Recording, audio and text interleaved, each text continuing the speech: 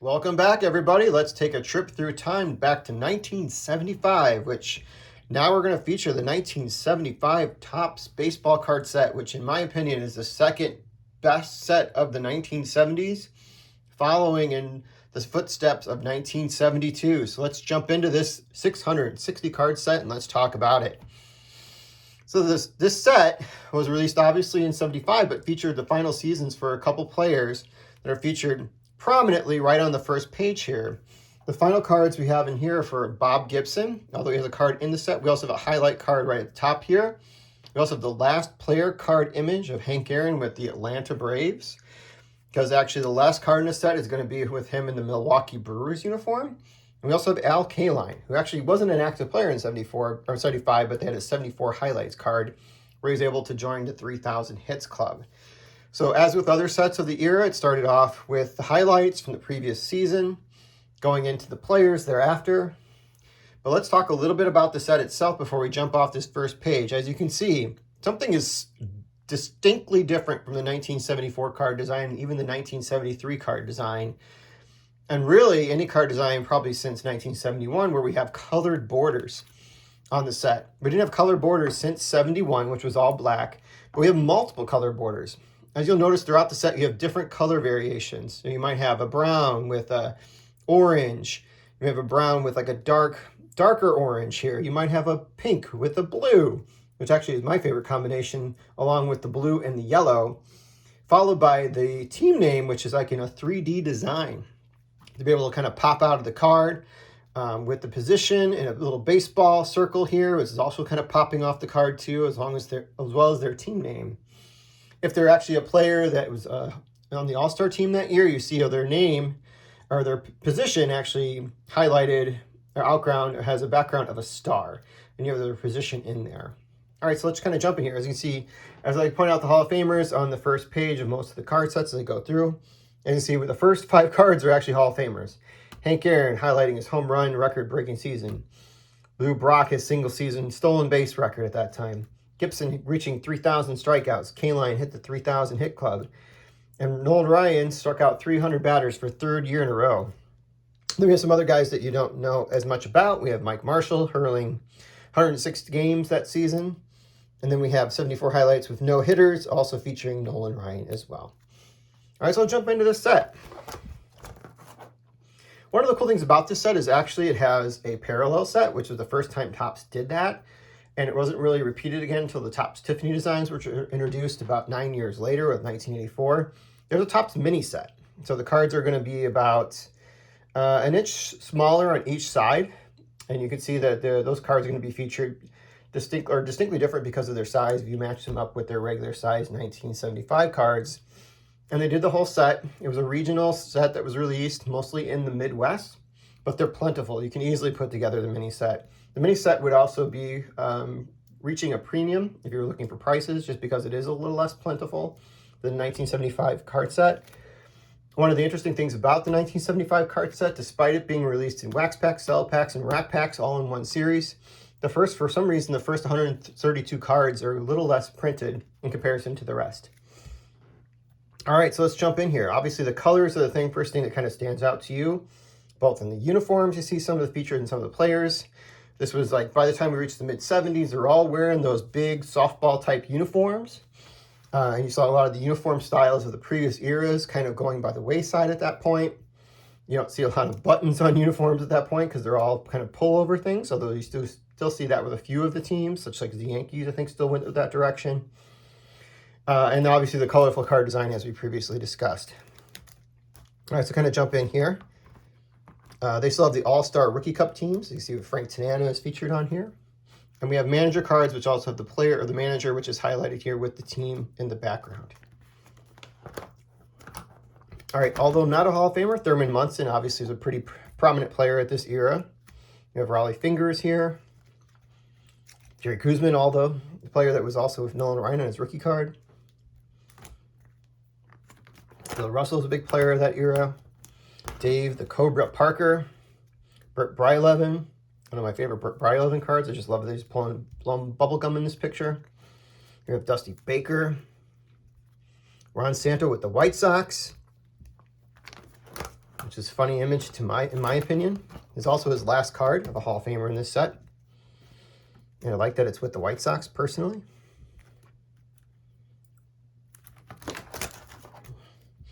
I think there's anything else I wanted to kind of talk to you about the set itself. I can't really think of it, but we can move and transition into the 75 season here in a second.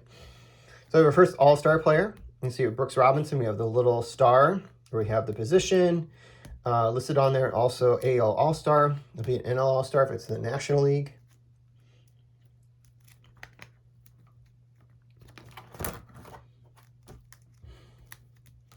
Beautiful Bobby Bonds card up here in the corner here. I put this set about 20, put together this set about 20 years ago. So it's a pretty low grade set in general. Some cards are going to look better than others. At that time, I think you could still buy a wax box for like $200, $250. Man, I missed out on the opportunity to be able to pick some of those up and hold on to them now, because now they're selling for thousands and thousands of dollars unopened. Then we got Dave Winfield in his second year card. Fergie Jenkins with the Rangers. When I was putting together this set, I think I had put together almost 3 complete sets, minus some of the big rookies, which we'll get to in a minute. And I sold those off probably partial sets, missing maybe 10 cards or less, for like just over $100 each.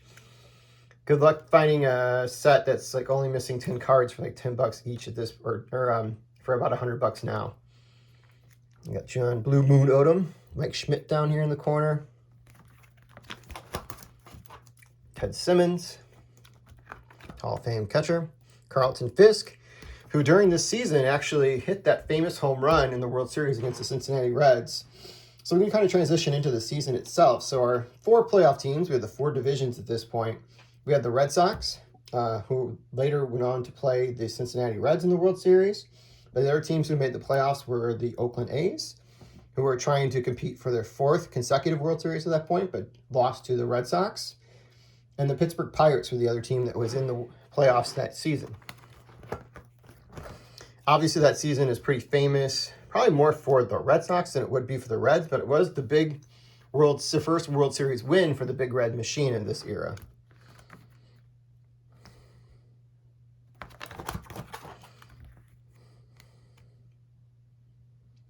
And just beautiful cards.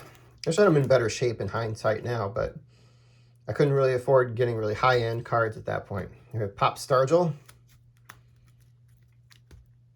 I tried to take the best ones I could of the ones that I was buying, of the lots I was buying.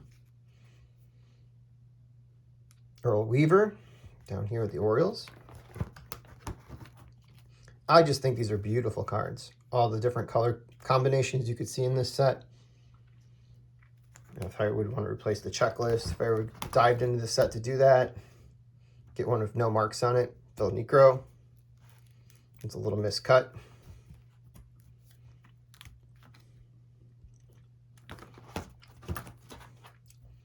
Steve Garvey, all-star card. Big player in that era. The nice part about putting the sets together with the 70s is there's no short prints, which makes it a whole lot easier trying to get this set together than when you're trying to put together vintage sets of earlier vintage. Bob Gibson's last card. Pretty famous image of him. Got Greg Nettles down there, big player at that era. Bert Campaneris, also a big player of that era. One of my favorite all-time names in baseball, Big McBride. Joe Morgan is actually one of the big first ones I wanted to point out is, other than Fisk, who I mentioned earlier with his Game 6 home run in the World Series, Joe Morgan was actually our MVP that year. Our second MVP was actually a rookie. It was the first time a rookie won Rookie of the Year and MVP in the same season. It's only been repeated one other time, which was in 2001 by Ichiro Suzuki, and that's Fred Lynn. We haven't gotten to the rookie cards yet. But there are 4 big rookies in here and also 2 that are not in the Hall of Fame. The rookies that we'll get to at some point, we have George Brett, Robin Yount, Jim Rice, Gary Carter, and the ones who are not in the Hall of Fame but are big ones either as well are Keith Hernandez and also Fred Lynn. So we got Joe Morgan there, Steve Carlton, full mustache by this era. Then we have these most valuable player cards, which for in 1975, It was 25 years, I think they'd already produced Topps cards going back to 1951. So I think there was 25 issues at that point. So they went back and showing the most valuable players in each of these, and they matched them up with the baseball sets that were available that era. So it's kind of an interesting way where you can see, at least at this era, if you were a kid, you could see cards from a previous era if you had no other way of being able to see these in person. So you had, obviously, in 51, you had Boa and Campanella, two catchers. 52, 53, you have Campanella again, which is a card I've later since able to obtain. 54, we got Mays and Berra. 55, we have Campanella and Berra. 56, we have Mantle, Don Newcomb. 57, we have Mantle and Aaron. 58, we have obviously Ernie Banks on here with Jackie Jensen. 59, we have two Chicago players, Ernie Banks and Nellie Fox. 1960, Roger Maris along with Dick Grout. 61, Roger Maris again with Frank Robinson. 62, we have the card that never existed of Maury Wills and Mickey Mantle. 63, we had Sandy Koufax with Elston Howard. 64, we had Brooks Robinson and Ken Boyer. 65, we had Willie Mays. 66, we had Clemente and Robinson. 66 or 67, we had Yastrzemski and Cepeda. 68, we had McLean and Gibson. 69, we had McCovey and Killebrew. In 70, we had Abu Powell and Johnny Bench. 71, we had Joe Torre and Vida Blue. In 72, we had Rich Dick Allen, Johnny Bench. 73, we had Reggie Jackson, Pete Rose. And then 74, we had Jeff Burrows, and we had Steve Garvey. Those are pretty cool. I know that Dylan from Double D Vintage really likes looking at these cards and then trying to get the original card that goes with it. All right, let's move forward. Got Sweet Lou up here in the corner. Don Sutton. Here's the Robin Yount rookie card. My Yount rookie looks better than my Brett. There's two cards I would love to upgrade in the set. One of them being Brett, the other one being Noel Ryan. We'll get to that. My George Brett's seen better days. I was happy to be able to pick up that card when I got it. It probably wouldn't grade higher than a 2. So at some point, I probably do need to invest in a better George Brett. That's obviously the chase card, the kit card for this set. You have Jim Catfish Hunter. Hall of Fame manager Dick Williams. Jim Cott with the White Sox, Hall of Famer. Great pitcher with the Tigers, Mickey Lolich. I'd like to see him reconsidered for the Hall of Fame. Red Shandy with the Cardinals. I did see Buckner there. Dewey Evans, at some point he might get in as well. Johnny Bench down here.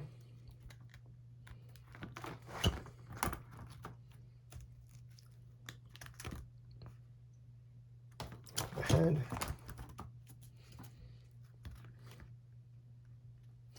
Now, your Cy Young Award winners during the season were Jim Palmer and Tom Seaver. Your rookies of the year were Fred Lynn, as I mentioned earlier. And then a guy who has kind of disappeared in history at this point, John Fusco, who played for the San Francisco Giants. I forgot that he even won a rookie of the year until I was looking this up. Now we have Carly Yastrzemski, and obviously are going to be off-center. A lot of these are notoriously off-center for 75, so if you're looking for a high-end set, centering, and obviously the corners and edges are going to be subject to chipping just because of the colored borders. That's what I think getting a high-end set for 75, why it's like has such a premium up there, similar in the same way with 1971, despite the cards being readily available. Little Vida Penson towards the end of his career. Reggie Jackson. One of my favorite Reggies just because I like the color combinations. Now we have our league leaders from 1974. So in the same way we had like the 74 set, we had the leaders on the same card. They just sorted it by statistical category. So we have Rod Carew as our batting leader. Our home run leaders were Dick Allen and Mike Schmidt. Runs batted in were Burrows and Johnny Bench, Hall of Famer. Stolen base leaders, we do have the Hall of Famer Lou Brock on there. Victories leader, we have Jim Hunter, Fergie Jenkins, and also Phil Niekro. Earned run average, Jim Hunter's on there. Strikeout leaders, we have Nolan Ryan and Steve Carlton, who are also Hall of Famers as well. We have Pete Rose, Tony Oliva, Frank Robinson. Okay, so he has 2 cards in the set, but this one is really significant because it lists him as a manager. So 1975 season was actually the first year where they actually introduced and had an African-American manager in Major League Baseball. So he was the first one obviously to do it and do it in the American League.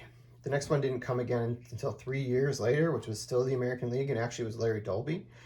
Which is interesting because he was the second African-American player to obviously break in, so he was also the second African-American player to be a manager. The National League's first African-American manager didn't come for years later and actually was Frank Robinson again, which is kind of a shame when you really kind of think about it. The National League waited that long to be able to add another manager in that was African-American. Here we have Jim Palmer.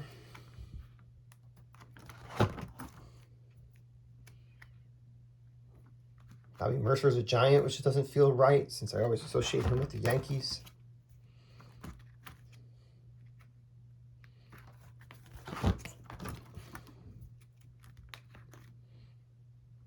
Walt Alston, Hall of Fame manager with the Dodgers. Tom Seaver. It's a card that's hard to see his face because of the shadow.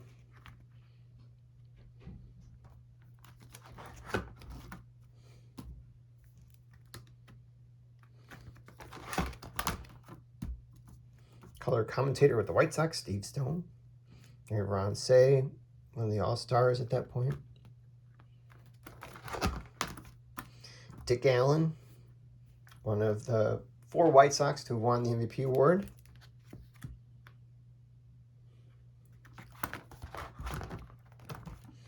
Here's the only time you'll ever see a card that says pinch runner, Herb Washington. It actually kind of comes with a premium because it's been on many set registries, I guess, with the PSA set registry as like one of the 300 great cards by Mike Payne, if I'm not mistaken. That's why a lot of people want to get the Herb Washington card. So there you go. Here you go, Herb Washington. He was a sprinter that was hired by Chuck Finley to play for the A's. I think he barely ever actually was at bat. I think they just used him as a pinch runner primarily. We've got Larry Boa. Yogi Berra as a manager with the Mets. Little Louis Tiant down here.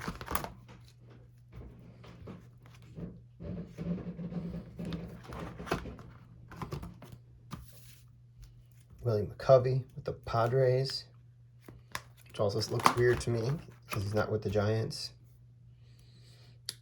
You see down here, we have Mario Mendoza, the Mendoza line, named after him.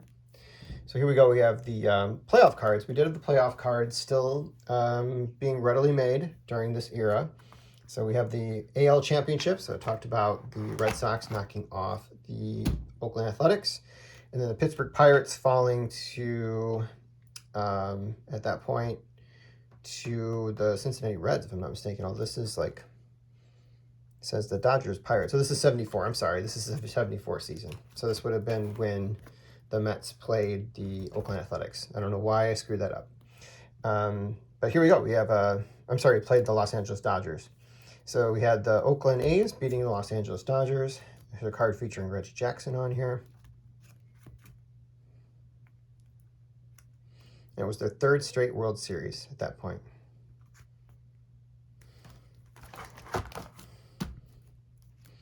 These are some older card sheets. That's why they're a little wrinkled at that point. Cards are protected in here, though.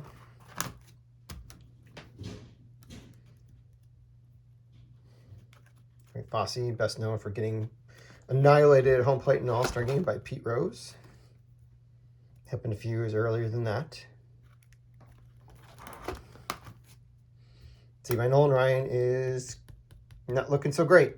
Could use a lot of help. It's probably a 1 or a 2, so I'd like to be able to get it up mid-grade at some point. Probably need to just jump on that when I can.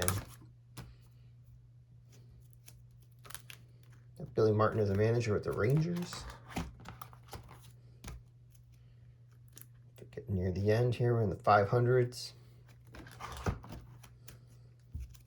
Gaylord Perry, all-star pitcher with the Indians at that point. Sparky Anderson with the Reds. Lou Brock.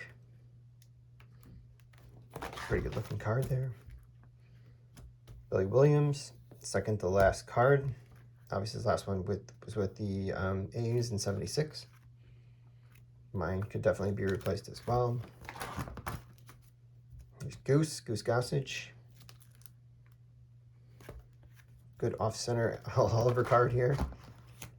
Tony Perez. Joe Torre.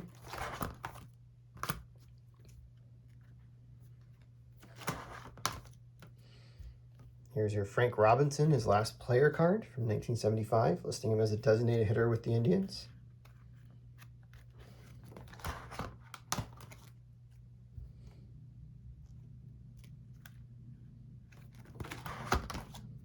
Joe Negro, brother of Phil.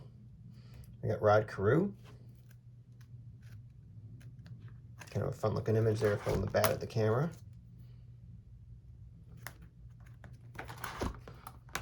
And now we get to the rookie cards. So the additional rookie cards that they had featured 4 players on the same card for the next couple pages here. So the big ones are going to be the ones I've kind of already mentioned. I'll point those out when I see those. So here we go. Here's the rookie cards. I think on this first page we have Gary Carter down here. That was one of the Hall of Famers. And Keith Hernandez up here, also with Phil Gardner. I may have missed Fred Lynn at some point on there. Fred Lynn is also one of the rookie cards. Did I just miss him?